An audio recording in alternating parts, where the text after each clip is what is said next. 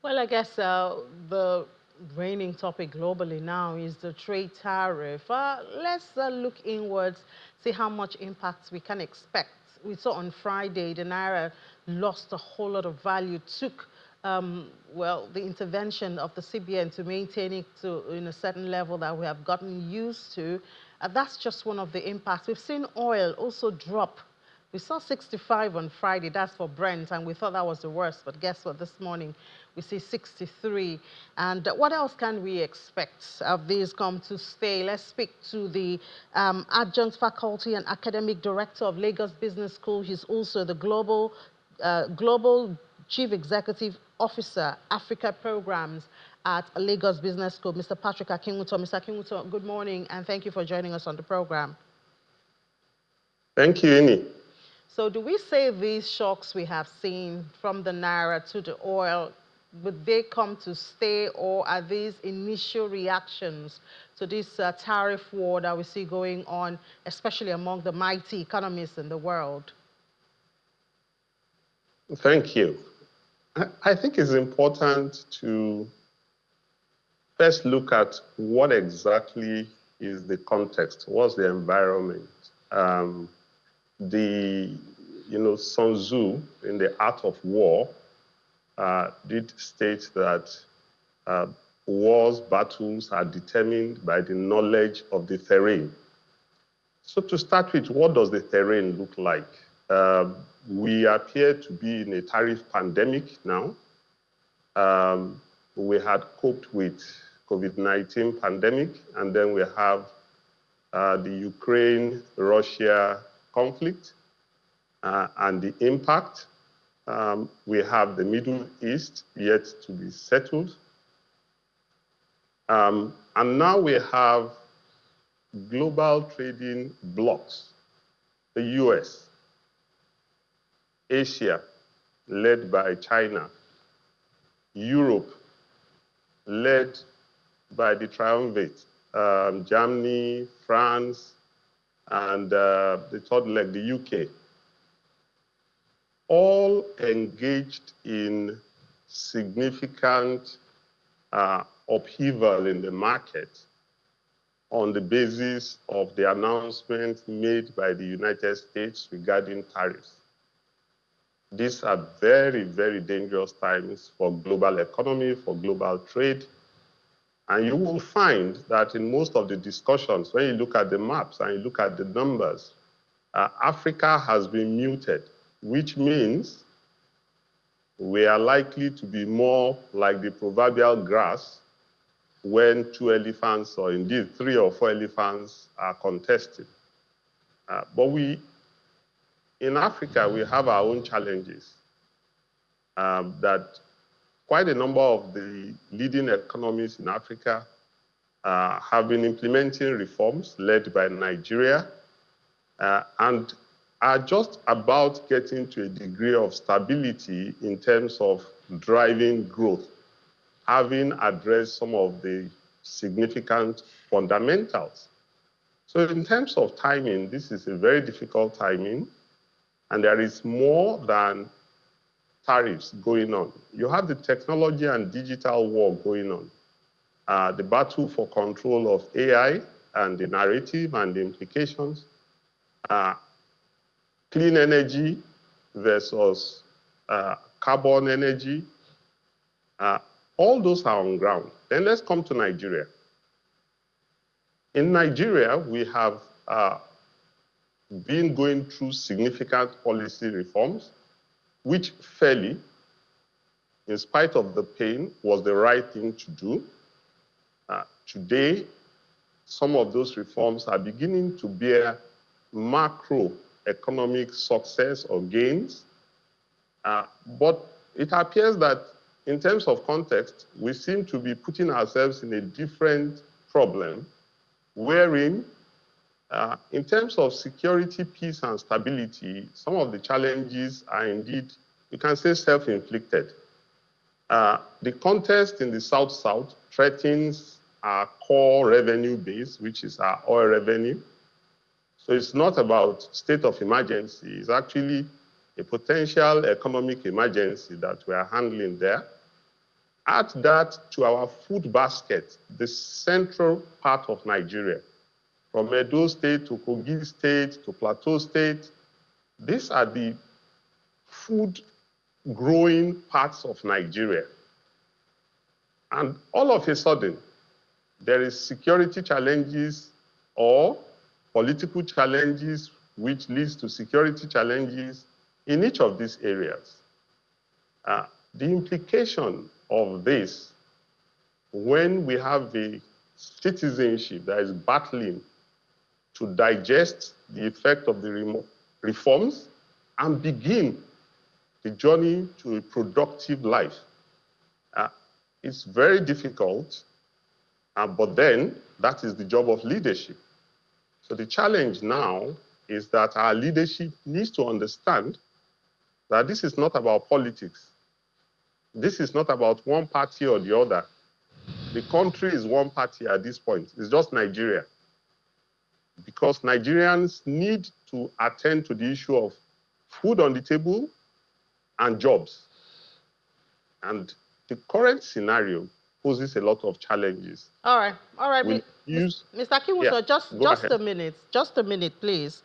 You will continue with, where you are, but we'd like to tell our DSTV viewers that at this time, we know it's 2025 Police Day today, celebration. It's happening in Abuja, and so we will lead you, that's our DSTV viewers, to the Eagle Square in Abuja for that celebration by the Nigeria Police Force. But even if you're on DSTV and you want to continue with Business Morning, please switch to on YouTube to the next window, and we'll be right here, as well as our other platforms. Thank you so much. So, Mr. Akinwuso, sorry for that interruption. That was a necessary one. Please, could you go ahead?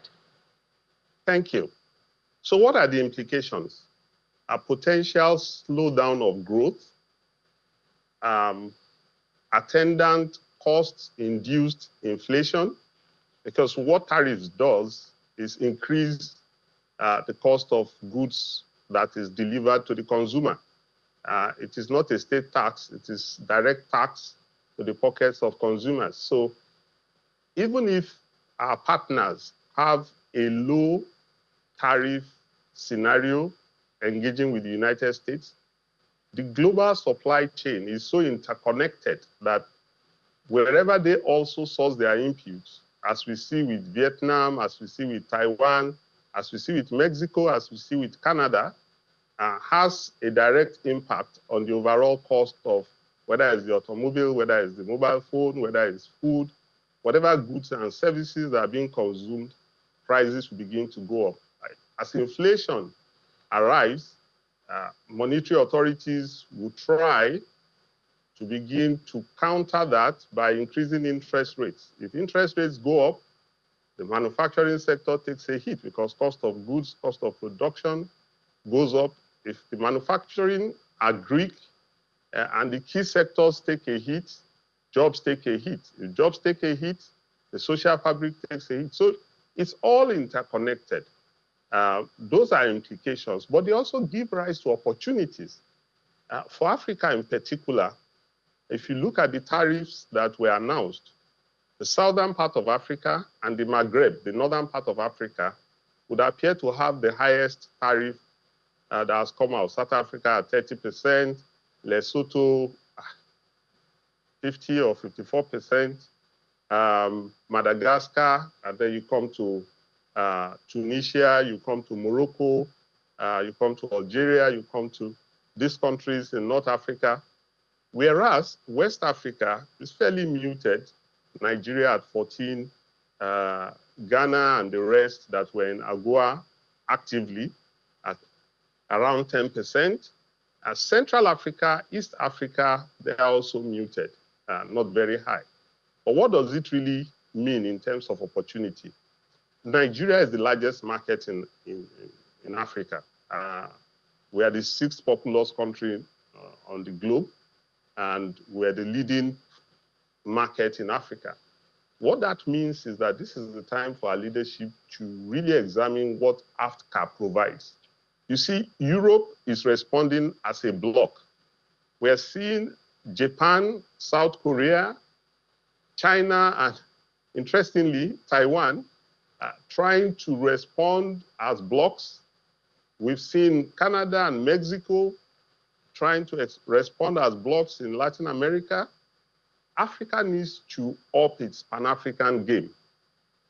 Intra-Africa trade is only about 16% currently. This is an opportunity. We've been engaging with Asia, China in particular, India, from a distant position. Now that it's about fend for yourself, because the global rules-based trade order has been disrupted. As the Prime Minister of Canada said, the era of the last 70 years is gone. As the leader of Hong Kong or Singapore was explaining, the world has changed. And in Africa, we need to face a reality. And Nigeria has a major leadership responsibility and opportunity. Thank God that the reforms that has been implemented over the years has produced some Pan-African giants out of Nigeria. We need to intensify that. God knows what will have happened if we are still dependent on these blocks for importation of PMS, as we were for many decades. We have a Dangote group, not only in the oil and gas, we have in the cement business, lots of businesses there. In the FMCG, we have capacity to serve Africa. In banking and financial services, Nigeria is a leader in that area in Africa. In the creative industry, we're global leaders in that area. We need to refocus. The Ministry of Finance, the coordinating minister of the economy, the trade minister, the digital or technology minister need to sit together for a plan. How do we lead the implementation of AFCA in Africa, where tariff and non-trade barriers are removed? And we look at Africa as one market of 1.3 billion people, of which Nigeria is playing a lead role, a catalyst. There has to be somebody that has to take the charge.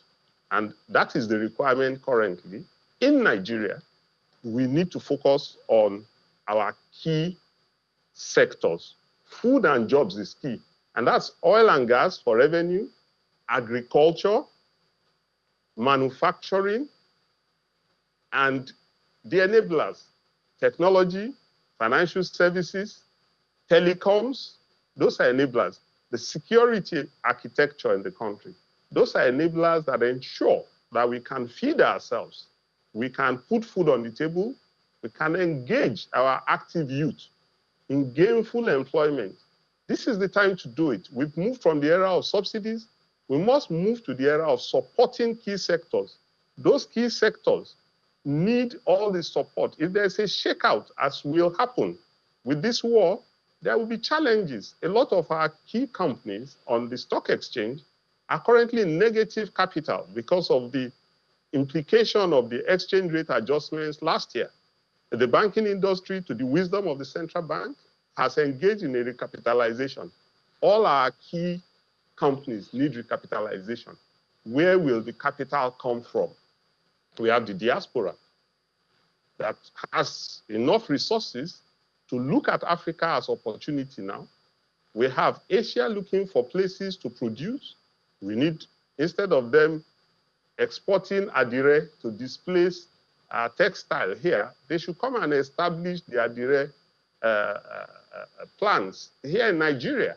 All right, Mr. So that we can have jobs. Yeah, Mr. Kimuso, the worrying thing, at least from where I sit, about Africa coming together is, I am sure you've heard of the Sahel states tariff. So that, of course, reduces that 1.3 billion power that we have. We've been talking about ECO for a very long time. We have AFCFTA. I don't know how much of it, is working. So these are the challenges that, even though Africa has the potential to come together and make the most of the opportunities from this trade war, we have issues even within Africa. Absolutely, and that is where the opportunity is. I talked of the triumvirate of Europe. We need to establish that in Africa. South Africa, Egypt, Nigeria need to start to act in concert. All the other parts of Africa will move along that line. Food security. Across Africa, food is produced, but get destroyed just by the border constraints before you move your tomatoes from one part to the other, or your cassava from one part to the other, or your plantain from one part to the other. We can feed ourselves in Africa, but it needs leadership. We need to look at the leading economies, both in terms of GDP, the top 10, and in terms of population, which is market size. I understand the challenge that the Sahel states pose, but in terms of the global context of number, population, or capacity in terms of economy, the three countries will not go beyond, will not be up to 10% of Africa's real issue. They will be handled, but we need a larger picture. We need leadership that moves beyond seeing to visioning. And that is taking a deeper look at what are the interconnectivity? How do we solve it? An entrepreneur out of Togo solved travel by air across on a horizontal basis in Africa. That entity is called ASKY. Before then, you have to fly to Europe, even to go to a neighboring country in West Africa. But today, you're able to do that. We can bring that to ease of movement of agricultural goods, to ease of movement of building and infrastructure items. It amazes me. Growing up, I saw a lot of mud huts around. It may look a bit traditional and archaic, but the fact is, it's still about shelter. So all our various top universities, technology institutes, we should not be arguing about whether there's a degree or whether it's HND or degree. That's not the issue. The issue is, how do we turn this to centers of excellence to produce to meet Africa's needs? If it is red bricks that will solve our housing challenge, there's enough red mud in Edo State, there's enough in Osun State, there's enough in parts of Nigeria, then let's get at it. Let's get our able-bodied youth starting to be engaged. Instead of sending people money, 50,000, 100,000, whatever it is, as gifts, why don't we engage all this abundant labor in, for instance, building new houses so that people will have jobs, they will still be paid, so it's not subsidy. They're creating assets, and they can also export that skill to begin to build Africa. If you come to the agri sector, the same thing. We are already seeing that in the banking sector. The government should continue to support the banking sector to think Pan-African. And for us at LBS, for instance, this is why we have the Global CEO program, where in LBS we say there is a need for a new thinking of business leadership that prioritizes Pan-African multinational organizations. It's not going to the Harvards or the institutions in Europe and be looking at examples of companies out there in the West.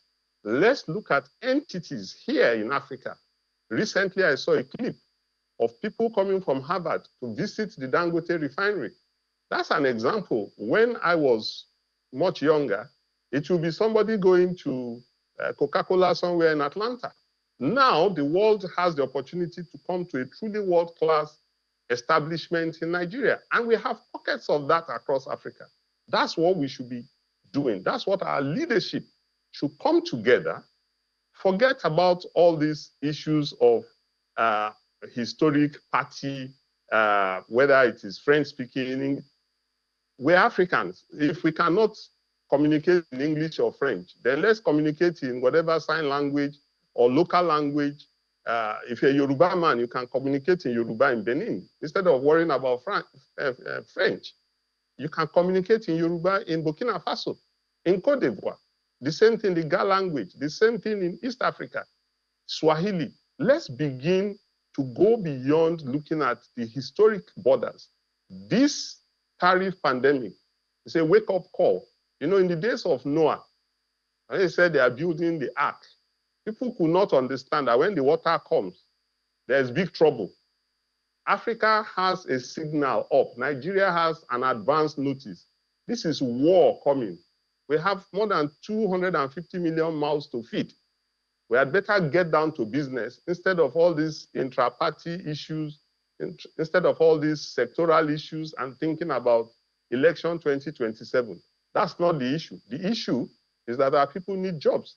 Our people need food on the table. If not, there will be anger on the streets. And we cannot make progress if we have internal strife.